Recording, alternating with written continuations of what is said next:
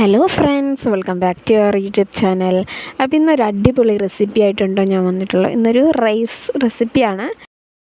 ഇന്ന് പ്രിപ്പയർ ചെയ്യുന്നത് എഗ് റൈസാണ്.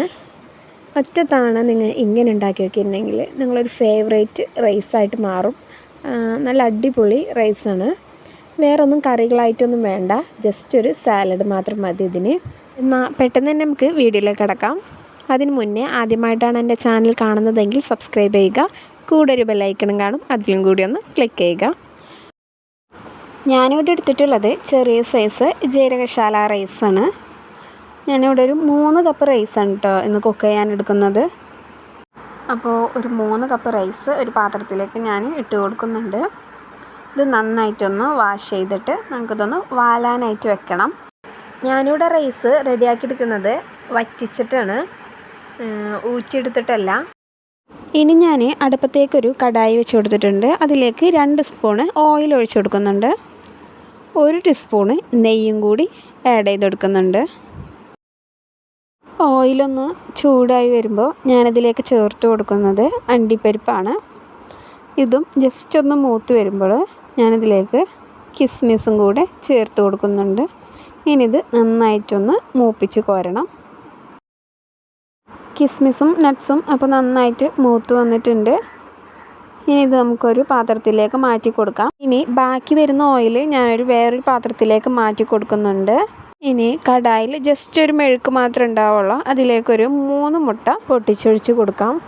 ഇനി ഇതിലേക്ക് എഗ്ഗിന് ആവശ്യമായിട്ടുള്ള പിഞ്ച് ഓഫ് സാൾട്ടും കൂടി ആഡ് ചെയ്ത് കൊടുക്കുന്നുണ്ട്.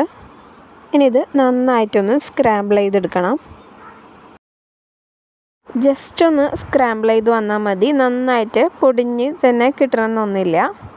ജസ്റ്റ് ഒന്ന് സ്ക്രാമ്പിൾ ചെയ്തെടുക്കാം. അപ്പോൾ ഇവിടെ മുട്ട റെഡിയായി വന്നിട്ടുണ്ട്. ഇനി നമുക്കിതൊരു പാത്രത്തിലേക്ക് മാറ്റാം. അപ്പോൾ എഗ്ഗ് സ്ക്രാമ്പിൾ ചെയ്തത് മാറ്റിയിട്ടുണ്ട്. ഇനി അതേ പാനിൽ തന്നെ നമുക്ക് നേരത്തെ മാറ്റി വെച്ചിട്ടുള്ള ആ ഒരു ഓയിലിൽ നെയ്യും ഓയിലും കൂടി മിക്സ് ആയിട്ടുള്ളത് അത് ഇതിലേക്ക് ചേർത്ത് കൊടുക്കാം. വേണമെന്നുണ്ടെങ്കിൽ 1 ടീസ്പൂണും കൂടി ഓയിൽ നമുക്കിതിലേക്ക് ആഡാക്കി കൊടുക്കാം. ഇനി ഇതിലേക്ക് ചേർത്ത് കൊടുക്കുന്നത് 1/4 ടീസ്പൂണ് പെരുംജീരകം, 2 ചെറിയ കഷ്ണം കറുവപ്പട്ട, 2 ഏലക്കായ്, 2 കാരയാമ്പൂവ്, പിന്നെ തക്കോലം അങ്ങനത്തെ ഉണ്ടെങ്കിൽ അതും ആഡ് ചെയ്ത് കൊടുക്കാം. ഇനി ഇതൊന്ന് നന്നായിട്ടൊന്ന് മൂപ്പിക്കാനായിട്ട് വെക്കാം. അപ്പോൾ ജീരകമൊക്കെ ഒന്ന് മൂത്ത് വന്നിട്ടുണ്ട്. ഇനി ഇതിലേക്ക് ചേർത്ത് കൊടുക്കുന്നത് 1/2 ടീസ്പൂണ് വെളുത്തുള്ളി ചെറുതായിട്ട് കട്ട് ചെയ്തത്, പിന്നെ അതേപോലെ തന്നെ ഒരു 1/2 ടീസ്പൂണ് ഇഞ്ചി ചെറുതായിട്ട് കട്ട് ചെയ്തത് ആഡാക്കി കൊടുത്തിട്ടുണ്ട്. ഇഞ്ചിയും വെളുത്തുള്ളിയും നന്നായിട്ടൊന്ന് വഴണ്ട് വന്നിട്ടുണ്ട്. ഇനി ഇതിലേക്ക് ചേർത്ത് കൊടുക്കുന്നത് ഒരു വലിയ സവാള കട്ട് ചെയ്തെടുത്തിട്ടുള്ളതാണ്. ഇത് നമുക്കതിലേക്ക് ചേർത്ത് കൊടുത്തിട്ട് നന്നായിട്ടൊന്ന് വഴറ്റി കൊടുക്കാം. അപ്പോൾ ഇവിടെ സവാള നന്നായിട്ടൊന്ന് വഴണ്ടി വന്നിട്ടുണ്ട്. ഇനി ഇതിലേക്ക് ചേർത്ത് കൊടുക്കുന്നത് 2 പച്ചമുളകാണ്. എരിവുള്ള പച്ചമുളകാണെങ്കിൽ 2 ചേർത്ത് കൊടുക്കുക. എരിവ് കുറവാണെങ്കിൽ 3-4 ആഡ് ചെയ്ത് കൊടുക്കാവുന്നതാണ്. ഇനി ഇതും കൂടി ഒന്ന് നന്നായിട്ടൊന്ന് വഴറ്റി കൊടുക്കാം. അപ്പോൾ ഇവിടെ നന്നായിട്ടൊന്ന് വഴണ്ടി വന്നിട്ടുണ്ട്. ഇനി അതിലേക്കൊരു 1/4 ടീസ്പൂണ് മഞ്ഞൾപ്പൊടി ചേർത്ത് കൊടുക്കുന്നുണ്ട്. ഒരു 1.5 ടീസ്പൂണ് ചിക്കൻ മസാല ആഡാക്കി കൊടുക്കുന്നുണ്ട്.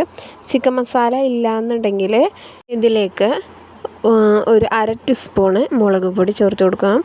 പിന്നെ ഒരു 3/4 ടീസ്പൂണ് മല്ലിപ്പൊടി ചേർത്ത് കൊടുക്കാം.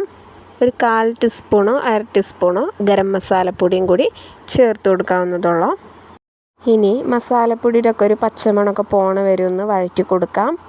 ലോ ഫ്ലെയിമിൽ ഇട്ടിട്ട് വേണം വഴറ്റി കൊടുക്കണമെന്നുണ്ടെങ്കിൽ, അല്ലാന്നുണ്ടെങ്കിൽ കരിഞ്ഞു പോകാൻ ചാൻസ് ഉണ്ട്. ഇതിൻ്റെ പച്ചമണമൊക്കെ പോയി വന്നതിന് ശേഷം ഇതിലേക്ക് ഒരു 6 കപ്പ് വെള്ളം ഒഴിച്ച് കൊടുക്കുന്നുണ്ട്. 3 കപ്പ് അരിയാണ് നമ്മൾ എടുത്തിട്ടുള്ളത്. അപ്പോൾ 1 കപ്പിന് 2 കപ്പ് വെച്ചിട്ട് ഇരട്ടി വെള്ളം വെച്ചിട്ട് എടുക്കുന്നത്. ഒരു 6 കപ്പ് വെള്ളം ഒഴിച്ച് കൊടുക്കാം. അപ്പോൾ ഇതിലേക്ക് വെള്ളമൊക്കെ ഒഴിച്ച് കൊടുത്തിട്ടുണ്ട്. ഇനി ഇതിലേക്ക് ആവശ്യത്തിന് സാൾട്ട് ആഡ് ചെയ്ത് കൊടുക്കണം. വെള്ളത്തിനും മുന്തിയ രീതിയിലാണ് സാൾട്ട് ഇട്ട് കൊടുക്കേണ്ടത്.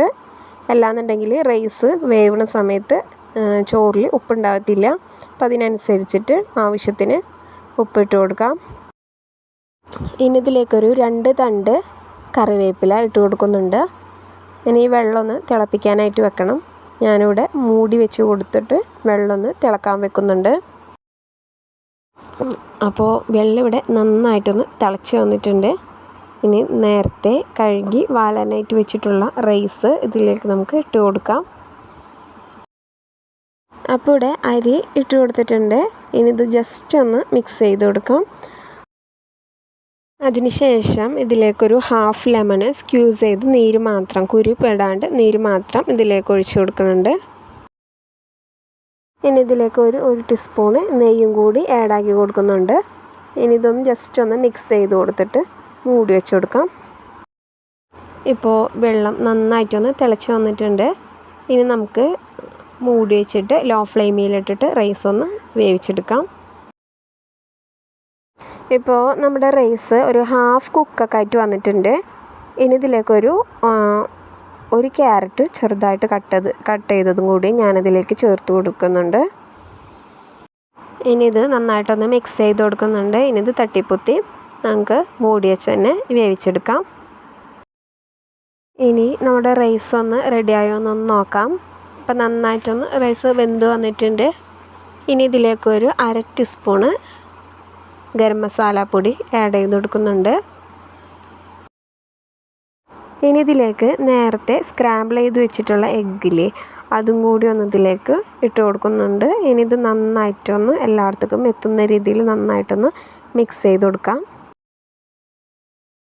ഇപ്പോൾ റൈസ് നന്നായിട്ട് മിക്സ് ചെയ്ത് വന്നിട്ടുണ്ട്.